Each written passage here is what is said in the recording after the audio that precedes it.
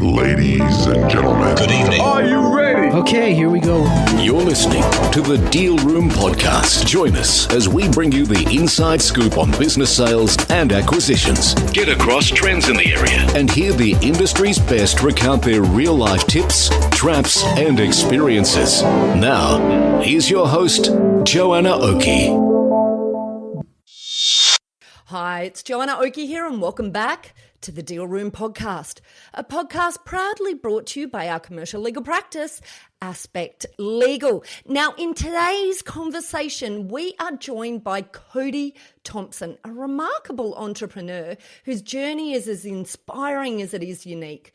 Before building successful businesses, Kody was a youth pastor, would you believe it, who worked closely with kids in his local community whilst pursuing his degree in graphic designing.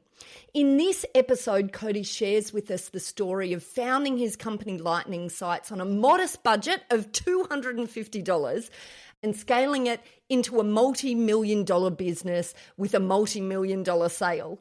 There is so much in this episode for you, whether or not you are embarking on a sale process right now or an acquisition, or indeed if you're looking at an acquisition or an exit into the future. So many lessons learned here. Let's get into our conversation with Kody.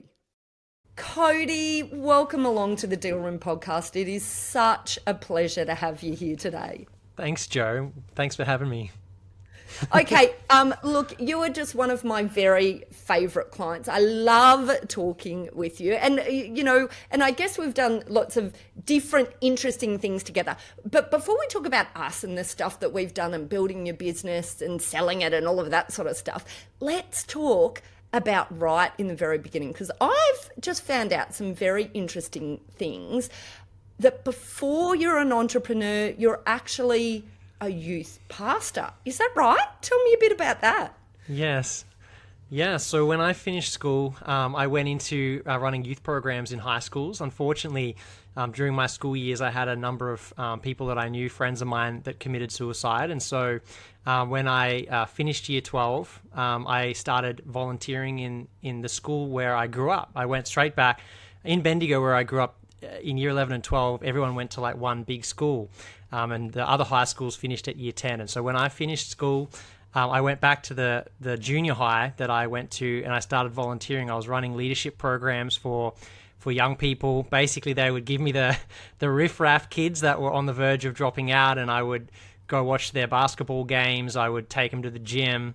I would hang out with them and just try to help them to make good decisions with their life and just be a support person for them. And then the church that I was part of saw what I was doing, and so they offered me a full-time job so I could spend more time with young people. And so I did a degree in graphic design while I was working as a youth pastor. So that's kind of my background before business. Fascinating. Yeah. I love it. And what do you think are the skills that, what are the transferable skills? What are the life learning things that you took from that beginning to ultimately, like you have been such a success in the business you've built and then exited and all the other things you're doing right now. But I bet there's been a lot of connections. So, what did those beginnings, how did that connect? What were the tools that then served you so well in business? I could talk about this for a long time because I think there's a lot of things that, like for a start, when you're running things in churches, no one's getting paid. So you got to figure out how to motivate people without money. I had, at different times, 30 or so volunteers running these programs.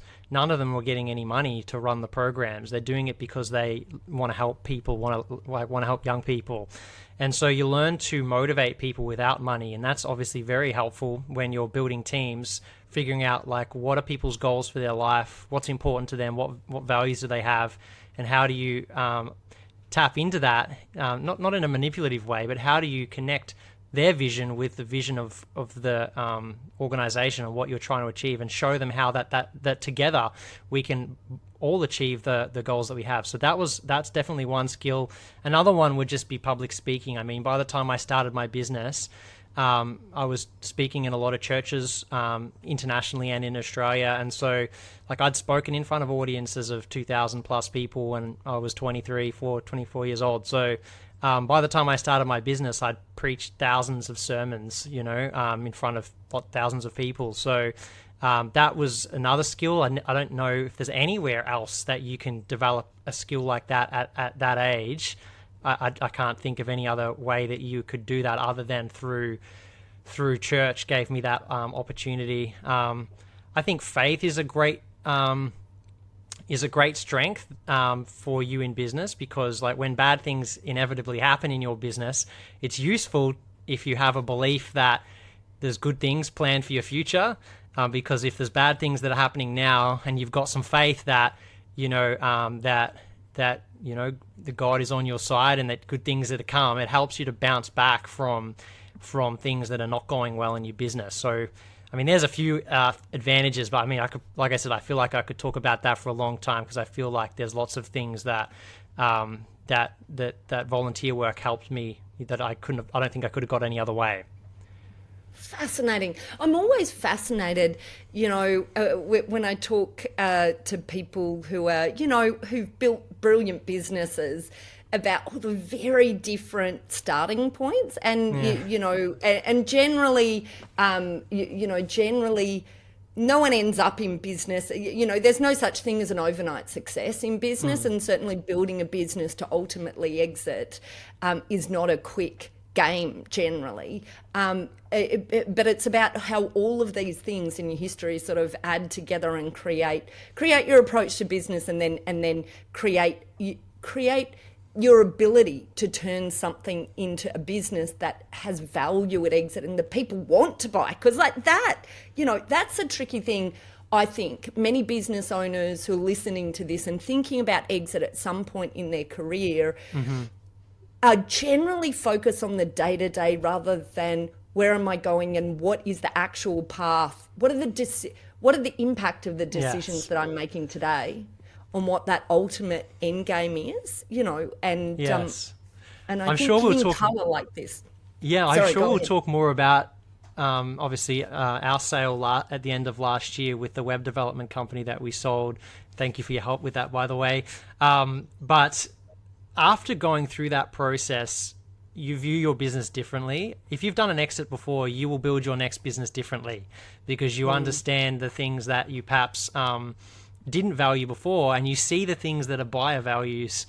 And one of the lessons I learned when I was negotiating this recent deal last year, I didn't really fully appreciate the culture and the team that we'd built. Like, I appreciated them personally and what they did for the business, but I didn't appreciate the value that the buyer would put on that. So we'd actually, finished, negotiating the price and stuff for the sale. And then they came to the Philippines to meet our offshore team. And we were having our 9-year anniversary for the Filipino company. And they were just like blown away by the event. They were blown away by the fact that I wasn't doing anything. Everybody else was running the event. Everyone else was doing the speaking, and the talent that we had and the culture that we had. Those things, like, you can't measure them very easily. But then when somebody from outside your organization comes in and they're like, oh my goodness, this is really special. I think you don't realize how special your own culture is, because you're in it every day. And so to your point, like, all of your background values and everything you've learned along the way, that gets like somehow transferred like to the people that are around you. And if you build that type of culture, it's special and it means something when you go to sell your business. And I think probably if I had have negotiated the price after taking them to those events, I was like, I just had a note to myself for next time, like, next time I sell a business, I'm going to bring them to these events. And then the next day we're going to talk about how much we're going to sell the business for, because I think there's probably value there that I didn't fully appreciate until I saw the way they reacted to the culture. And I was like, wow, we really had built something more special than I thought. Yeah, and part of that, I guess, that whole sale process is understanding what that unique value is to ensure that you can, you can allow the buyer to see it. But of course, the first step is you self-identifying what it is. Sounds like you didn't even know, Exactly. which I love.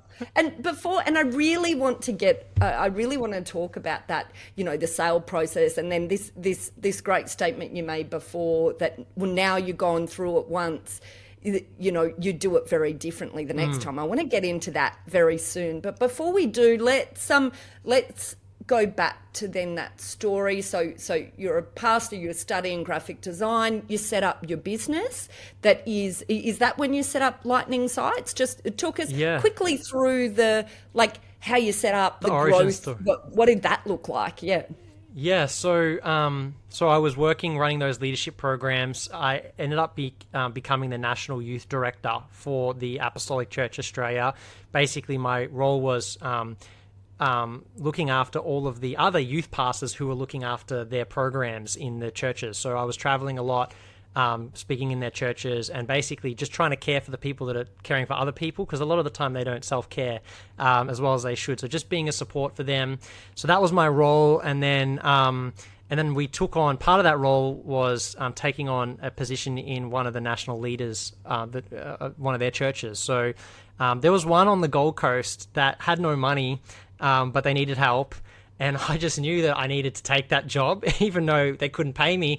And so my wife and I just decided to take that, and I needed to start making some money. So I started freelancing as a graphic designer, and the business just took off. I anticipated that I would do it for 12 months I knew as soon as I started the program on the ground there that I could grow it and I would be able to get paid, fairly quickly. So my thoughts were that I would do that, and then eventually they'd be able to pay me. So I was thinking I'll do this for 12 months just to kind of get by.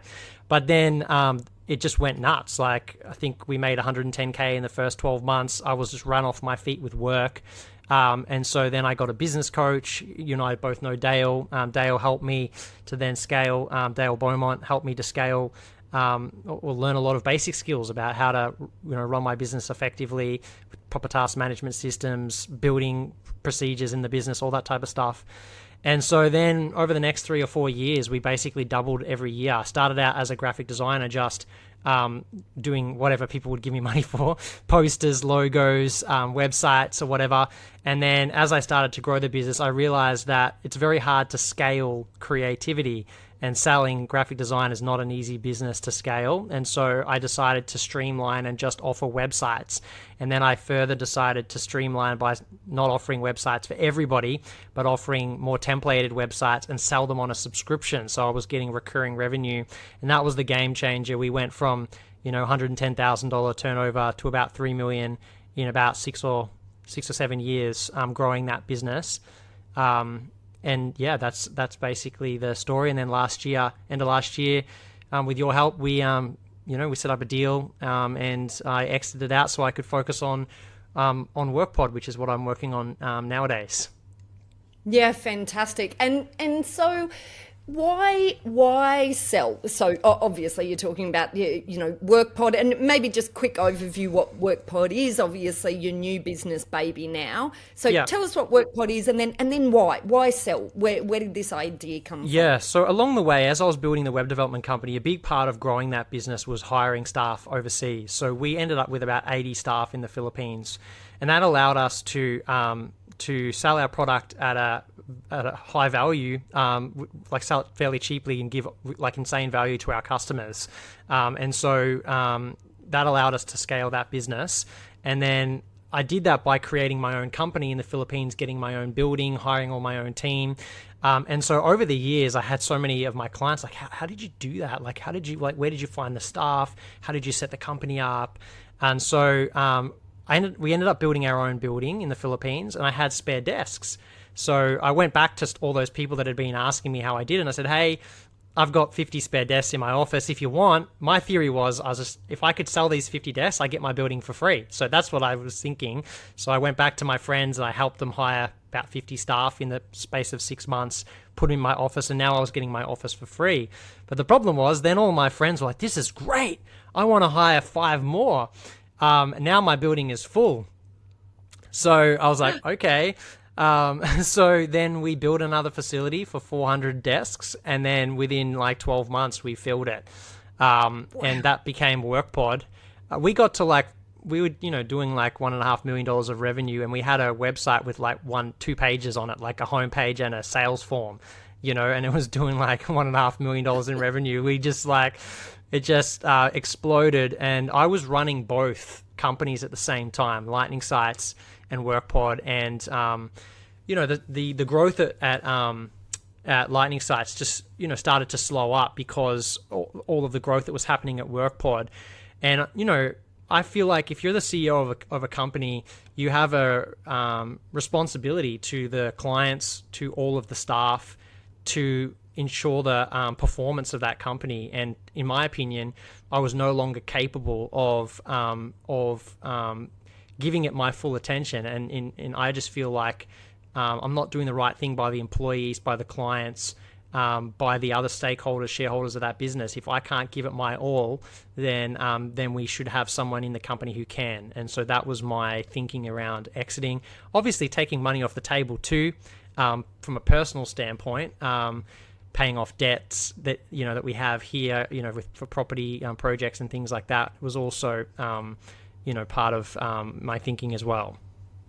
It's an interesting point you make because, of course, we deal with a lot of sellers of businesses and buyers, but I've seen quite often there are some business owners that perhaps stay in the business longer than maybe is best for maximizing not just their own exit out of the business, but maximizing the opportunity of the business, because businesses sort of go in life cycles, and so does the energy of the founders, and I just think it's very clever to be able to pick the right times. And I feel like it sounds like you really did pick the right time. There's 2 things that can happen in that space. It's either someone gets new enthusiasm as they work out the new direction to take it, or it just needs someone else at the helm to give it that, that new freshness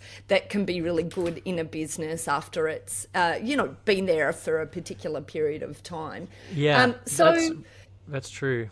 I feel like, our timing wasn't bad, but I feel like probably a year earlier, and again, these are the lessons that you learn, for doing it next time, that like the growth of the business had started to plateau. Whereas if I had have sold it 12 months earlier, when there was still like hockey stick growth, then people immediately will look at the finances and they draw the imaginary line, and whatever's been happening in the past, I feel like buyers will just assume that that's going to continue to happen. So our growth was like this, and then it started to taper off, and I sold it as it was tapering off. But if I had have sold 12 months earlier when it was still experiencing like hyper growth, I probably would have got more money for it. And I did have low energy over that 12 months as I was wrestling with this idea of letting go of my baby, and so I totally resonate with what you're saying. I think we were lucky there was only 12 months. I think, to your point, people wait even longer until it's starting to decline, and if it's declining, like I said before, the buyer feels like it's going to keep doing whatever it looks like it's doing right now. So they're drawing the imaginary declining line, and they're valuing it based off of that rather than, the current performance. If it's on the, they know that it's going to take energy to turn it back around. So for sure, I agree with you there. It's so true, so true. And it's interesting you talk about the emotion and energy, 2 things I think, many business owners don't think about as they're going into a sale. But it helps if you've got a lot of energy, because the process is often a little bit more involved and energy sucking than one might realize. And there's this emotion. Really important to understand you'll be battling this. For most of us that have started our own business up, or even bought it, whatever, there is this like our business baby concept, you know, and that emotion of parting with it can be surprising sometimes, Totally. I think. So I think you're 100%, you know, you're telling the story that I feel is that same story over and over again. But what if you had have known that then? Let's talk about some of our learnings. If you had have known some of this stuff in the beginning, and, you know, a lot of our listeners are people who are thinking of, you know, at some stage putting their business on the market. Tell us, what are all of those learnings? What are the things that you would do differently, or indeed you are doing differently now in your current business?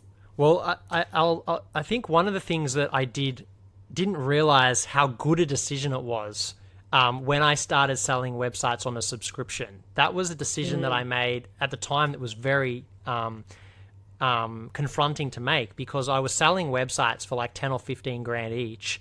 And then I moved to selling websites for $500.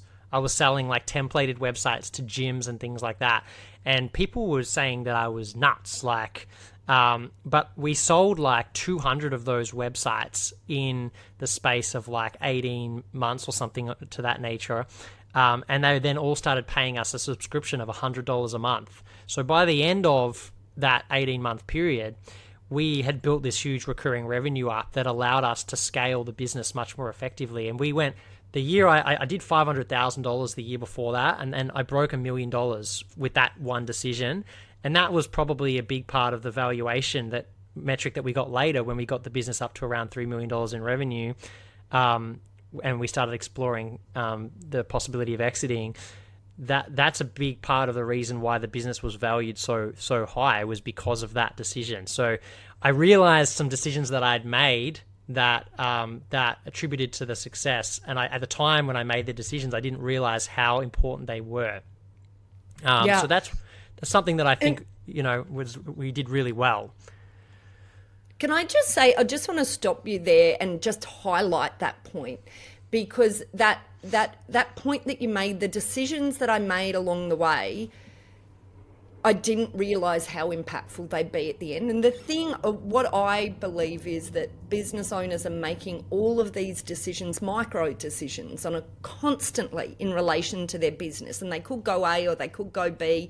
And who knows, they choose one or the other, but they make that choice on the basis of the gut feel right now, information relating to business right now, rather than, and how does this extrapolate to what will create a really saleable business in the future? And I think that's the opportunity, because so many people, I feel, think that exit is all, think about exit at exit. I've got too much to focus on right now growing my business. But if only every decision had a thought process of, and then how does this connect to exit? I just feel like you're not putting any more effort into your business than you would be, because you still have to decide between A and B. It's just you've got this guiding principle for those decisions. What's your thoughts on that? I 100% agree. I think, so one of the things we've done now is I track business valuation. That's like the main metric now that I track in my business.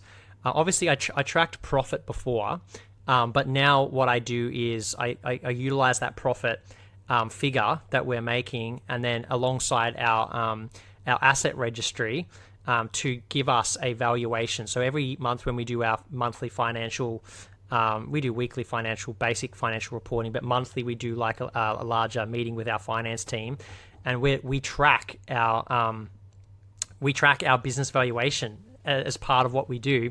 And to your point, I just think everything that we're doing in our business, every decision that we're making in our business, like what a buyer would want is actually what we should want as an owner. Like we should want a business that's profitable. We should want a business that can run without us. We should want a business that is reliable. We should want a business that has consistent sales.